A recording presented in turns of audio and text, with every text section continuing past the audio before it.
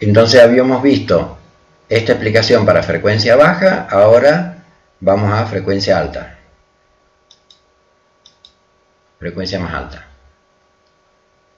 Perdónenme otra vez los ingenieros electrónicos, esto va a ser muy trivial para ustedes, pero después se van a desquitar con los informáticos cuando vean cosas que son más triviales para ellos.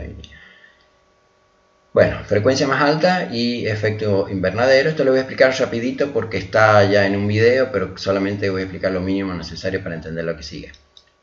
¿Cuál es la idea? ¿Qué es el efecto invernadero? Bueno, hay una segunda ley de termodinámica que tiene una formulación desde la mecánica estadística en términos de entropía, que está relacionado con termodinámica y teoría del caos, que vamos a ver luego, y tiene que ver también con teoría de la información, donde esta fórmula la vamos a ver, los informáticos ya la saben, porque hay una materia entera que se llama teoría de la información, pero bueno, la vamos a repasar por un lado y para los que no saben la vamos a ver de cero. Y esto es importante porque tiene que ver con lo que se llama coherencia global, que es algo extremadamente loco, que está en el libro este de Ciencia del Corazón, que muestra un experimento donde las emociones masivas alteran el funcionamiento de las computadoras. Se lo voy a repetir porque suena loco. Que cuando hay eventos como por ejemplo el evento de las Torres Gemelas, las computadoras que generan números random dejan de generar números random. Esto es recontra loco, lo vamos a ver más al final. Bien, pero ahora lo que vamos a ver es algo mucho más sencillo, que no es la interpretación desde la mecánica estadística de la segunda ley de termodinámica, sino desde la energía potencial. Entonces, en términos muy simplificados, dice que en todo proceso físico siempre existe una pérdida de energía, es decir, una pelota que rebota nunca vuelve a la altura inicial, y esto da la explicación de lo que le podemos llamar sobrecalentamiento bueno. Entonces, cuando hace frío, las mantitas de verano están dentro de un plástico y yo puedo en un jacuzzi poner plástico. Entonces, ¿esto qué hace? Cuando los rayos que se reflejan como una pelota que rebota entran, pierden energía por esta segunda ley de termodinámica, entonces no tienen suficiente energía para atravesar el plástico y salir, entonces quedan atrapados y esto genera calor, ¿de acuerdo? Lo mismo que acá. Bien, mientras que el sobrecalentamiento malo, lo que ocurre es que el exceso de dióxido de carbono que está emitido forma una capa que hace el efecto del plástico de aquí. Entonces los rayos del sol que entran, por la misma explicación que aquí, quedan atrapados y esto produce en todo este anillo un sobrecalentamiento, pero en este caso un sobrecalentamiento malo. ¿Correcto? Bien. Listo. Entonces, esto sería la explicación en términos de energía. Ahora, una explicación similar a esta, pero en términos de frecuencia, sería la siguiente. Por ejemplo, acá el rojo tiene una frecuencia que tiene este valor, que es, digamos, más baja, mientras que el violeta tiene una frecuencia más alta, y cuando entran los rayos solares de este espectro es el que entra porque tiene suficiente energía. La alta energía se asocia a la alta frecuencia y la baja energía a la baja frecuencia, ¿de acuerdo? Entonces esta que tiene más energía atraviesa, sin embargo, esta parte, como no tiene suficiente energía, esta parte no logra atravesar el plástico, entra solamente esta parte. Pero por esta segunda ley, cuando se refleja, ¿qué es lo que sucede? Esto que está aquí, por esta pérdida de energía, pierde energía, o sea, pierde frecuencia y hay un corrimiento hacia el lado del rojo. Entonces esto se corre hacia el lado del rojo, y cuando se refleja, lo que se refleja no son estas ondas originales, sino estas que están acá, con frecuencia más baja. Y entonces, al tener frecuencia más baja, estas de frecuencia más baja no tienen suficiente energía para atravesar el plástico y quedan atrapados. ¿De acuerdo? Es la explicación igual que la anterior, pero esta vez en términos de frecuencia en vez de en términos de energía. Bien, entonces ahora con esas explicaciones vamos a explicar amplitud modelada simplificadamente. Si acá tenemos un piano y vemos esta nota, la que está más a la izquierda, eso tiene una frecuencia de 27,5 Hz. Significa que da 27 vueltitas y media en un segundo. Mientras que la última, que corresponde a este Do, tiene 4.000 y pico Hz, significa que en un segundo hay 4.000 y pico de esas vueltitas, de esos ciclos. La frecuencia de que cuando hablan los hombres emiten a una frecuencia que está entre 50 y 200 aproximadamente, mientras que las mujeres están en una frecuencia que va de 150 a 350. Y entonces con estas ideas podemos explicar simplificadamente en qué consiste la transmisión AM, ¿no? Tengo por un lado una señal moduladora, pero para simplificar le llamemos señal del locutor. Hay una señal del locutor que tiene una frecuencia relativamente baja, que va desde ¿dónde? De acá hasta acá, dependiendo si es hombre o mujer, ¿no es cierto? Y hay una señal portadora, que es la que me va a llevar la información, que tiene una frecuencia alta, porque recién habíamos visto que frecuencia alta se asocia a más energía. Yo necesito más energía para llevar la información. Entonces, esta señal portadora, fíjense que aquí estos numeritos que están acá abajo están multiplicados por 100 y por 1000. ¿De acuerdo? O sea que están multiplicados por 100.000. Entonces tiene mucha más energía que la que emite el locutor. Entonces, ¿qué es lo que se hace acá? A la señal portadora la envuelvo, la modulo con la señal del locutor. Entonces esta parte de arriba la hago alta y esta parte de aquí la hago baja. La voy modulando, ven, es esta original, pero está modulada de acuerdo a la del locutor. Entonces una vez que la modulé, entonces ahora tengo una onda ya modulada en amplitud, modulada con esta señal, con la del locutor. Y esta es la que va a viajar desde la red, desde la antena emisora, y la va a recibir la antena de una radio. Entonces, ¿qué es lo que hace adentro la radio? Bueno, acá hay un modulador que hace este trabajo de modular esta con esta, y acá hay un transmisor para aumentar la potencia. Y si la radio está transmitiendo a esta frecuencia, por ejemplo 1030, entonces cuando nosotros colocamos el dial eligiendo este número, ¿qué es lo que sucede? Lo que es el proceso sería el inverso a este. A partir de esta información se reproduce la onda del locutor. ¿De acuerdo? Está súper simplificado. Entonces, cuando alguien me llama por teléfono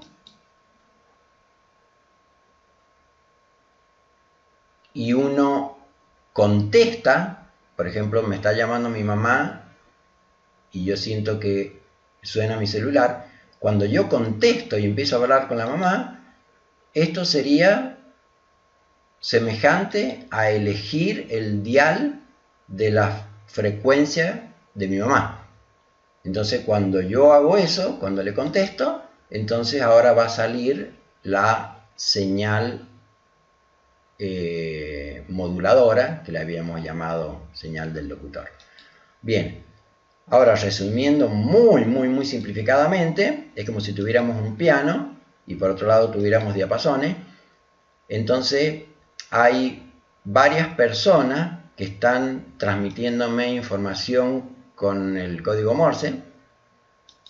Este código Morse vamos a ver después que tiene mucha relación con teoría de la información. Y entonces hagamos de cuenta que yo tengo unos dedos que están tocando apenita los diapasones. De tal manera que cuando me están mandando los mensajes yo siento apenas una vibración, unas coquillitas, pero no alcanzan a sonar los diapasones. Entonces, si yo quiero recibir el mensaje con el alfabeto Morse de mi mamá, ¿qué es lo que hago?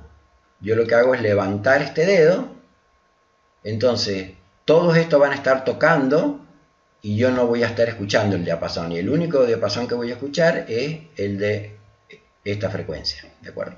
Muy simplificadamente. Bien, entonces ahora relacionemos eso con la frecuencia del campo magnético de la Tierra. El campo magnético de la Tierra, acá sí estaban los deditos, tiene un campo magnético que mayoritariamente tiene esta frecuencia, que es esta que está aquí. Entonces esto habíamos dicho que es como que se mueve, como que la Tierra está emitiendo información con esta frecuencia, y si yo le hago caso, entonces esta es la misma frecuencia de los ritmos cardíacos cuando estamos en un estado coherente. Y de esta manera, que sería el director de orquesta, marca este ritmo y estos tres gráficos le hacen caso.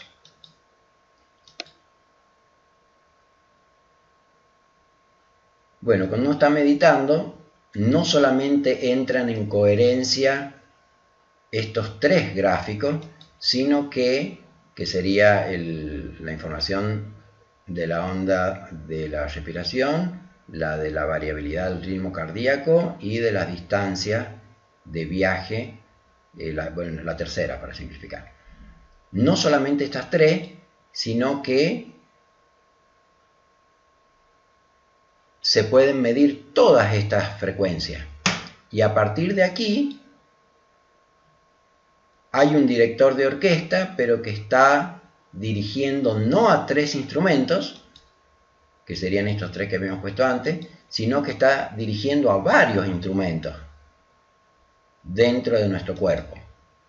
Eso quiere decir que cuando estoy meditando y pasamos de un estado no coherente a un estado coherente, es como si la Tierra me estuviera llamando con una frecuencia y yo le estoy contestando y estoy respirando y latiendo con esa frecuencia. Bien, en este video que tiene este título, que ya lo han visto, vimos que el mismo Instituto Harmas, Matemática del Corazón, que está en el libro Ciencia del Corazón, hacen un experimento. Esto es una tesis doctoral, ¿no? Hacen un experimento donde ponen 3 personas a meditar y una que no medita, y antes de meditar esta persona no se entera cuando estas 3 personas empiezan a meditar. Está como si fuera de espalda. Cuando no están meditando, vemos un estado, por supuesto que no es el mismo, ¿no? Un estado menos coherente, y cuando estas 3 personas se les da la señal para empezar a meditar, no solamente a partir de ese tiempo se vuelve más coherente los corazones de los 3 que meditan, sino que también cambia la señal del que no medita. No tanto como esto, pero se observa un cambio. Esto está explicado con mucho más detalle en el libro, ¿no? que está en PDF, así que se los puedo mandar. Entonces, la explicación que se da es que el corazón genera un campo magnético que emite información de estos corazones a este corazón. Entonces, este corazón se entera de lo que le está sucediendo a este. Y si eso parece muy esotérico, parece muy loco, bueno, los ionogramas, que son análisis de electrolitos, uno puede ir al laboratorio y puede pedir un ionograma. Los electrolitos son iones con carga eléctrica. Entonces estos son los valores de referencia, sodio, potasio, cloro, etc. Y cuando una carga está en movimiento, esto lo saben muchísimo mejor que yo los ingenieros electrónicos, ¿qué sucede cuando una carga está en movimiento? Genera un campo magnético. Por eso, conociendo esto, no es tan loco que el corazón genere campo magnético y que lo pueda leer otro corazón. Entonces, como si estos tres estuvieran haciendo llamada y este corazón contesta. Entonces la pregunta es, ¿por qué nosotros se entera el corazón, pero nosotros en nuestra mente consciente no nos enteramos? Porque la comunicación que hay desde el corazón al cerebro, en el caso nuestro, es de una banda muy pequeña, mientras que los meditadores avanzados, utilizando técnicas de respiración, entre otras cosas más complejas, lo que logran es como si fuera una transmisión con un ancho de banda muchísimo mayor. Entonces logran recibir los mensajes del corazón. Explicado de otra manera, es como si tuviéramos pianos y diapasones en los dos casos, y cuando hay una información en el corazón, en el caso del meditador, el meditador siente como si fuera una cosquillita, siente algo y permite que el diapasón suene, o sea, permite la comunicación, tiene mayor lectura de lo que sucede en el corazón. De hecho, hay muchas meditaciones que se llaman heart meditation, ¿no? Meditación del corazón. Mientras que en el caso nuestro, cuando el corazón intenta enviar información al cerebro, nosotros, debido al exceso de utilización de la mente consciente, generamos tantos chisporroteos que no permitimos esta comunicación, y esto es como si fuera un dedo apoyado arriba del diapasón que ni siquiera siente el cosquilleo, y mucho menos levantar el dedo y escuchar lo que me está diciendo el corazón. Entonces, una pregunta que a uno se le ocurre es, bueno, ¿el yogi siente más y es más consciente? Entonces debería ser más consciente de lo que ocurre en el mundo y por lo tanto sufre más. Es una pregunta que uno podría hacerse a partir de este análisis, ¿no? Bueno, digamos, por lo que yo he leído, en mi interpretación, sienten mucho más y son mucho más conscientes de lo que ocurre. Sin embargo, sufren menos. En vez de sufrir más, sufren menos. ¿Por qué motivo? Porque entienden las causas y, en forma muy simplificada, apagan el fuego antes de que llegue al extremo de incendiarse la casa. En cambio, nosotros normalmente tratamos de solucionar los problemas una vez que la casa está en llamas. Por eso la importancia de ir a fondo con todo esto para entender cuáles son las causas iniciales. No mi ex esposa, mi ex esposo, el vecino que hace ruido o el compañero de trabajo que es insoportable. Es decir, eso ya estoy en esta situación. Lo que hay que lograr entender es la causalidad y entonces apagar el fuego antes de que ya esté en un estado que no pueda cambiar. Bien, podemos cortar acá. ¿Cuánto vamos? Vamos 20 minutos.